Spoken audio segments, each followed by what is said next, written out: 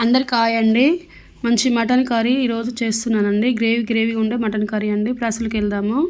తగినంత ఆయిల్ వేసుకోవాలి. బాండి పెట్టుకొని అందులో 2 బిర్యానీ ఆకు వేసాను. నేను బిర్యానీ మసాలా వేసిన మంచి ఫ్రై చేసుకోవాలి. అవి తర్వాత ఉల్లిగడ్డ వేయాలి. ఇలా ఫ్రై చేయాలి. ఉల్లిగడ్డ వేసి ఉల్లిగడ్డ బాగా గోల్డ్ కలర్ వచ్చేదాకా ఫ్రై చేయాలి.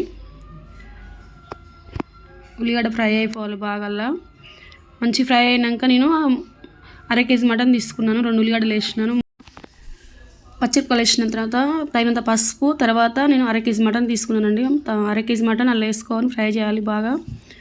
మటన్ మంచిగా ఫ్రై అవ్వాలి. ఆయిల్లో ఫ్రై అవ్వాలి.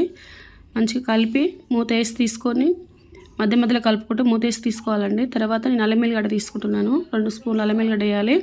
కలిపిన తర్వాత మంచి అప్పటికప్పటికి నేను అప్పటికప్పుడు చేసిన అల్లం వెల్లిగడ్డ వేసిన టేస్ట్ బాగుంటుంది. తగినంత కారము, తగినంత ఉప్పు వేసి బాగా కలపాలి. ముక్కకు బాగా కారం పట్టేటట్టు కలపాలి. మంచిగా కారం ఉడకాలి. ముక్కకు బట్టి మంచిగా ఉడికితే టేస్ట్ కూడా బాగుంటుంది.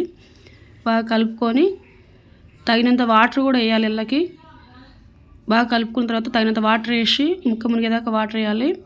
వాటర్ వేసి కొంచెం కొత్తిమీర పైకెళ్ళి పెట్టి మూత వేయాలి.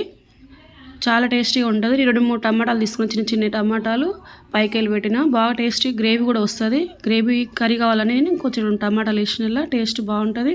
గ్రేవీ వస్తుంది. నేను 3 విజిల్ కుక్కర్ పెట్టినండి. కొంచెం ముదురు ఉంది మటను.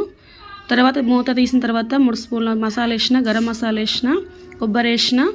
మళ్ళీ మూత పెట్టుకొని 10 నిమిషాలు ఉడికించిన తర్వాత 10 నిమిషాలు మళ్ళీ మూత పెట్టుకొని 10 నిమిషాలు ఉడికియాలని. తర్వాతకి తీసి కలిపి చూసుకోవాలి.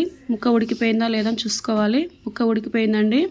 మళ్ళీ లాస్ట్లో కొంచెం కొత్తిమీర వేసిన మటన్ కర్రీ రెడీ అయిందండి. మా వీడియో నచ్చినట్టయితే షేర్ చేయండి, లైక్ చేయండి.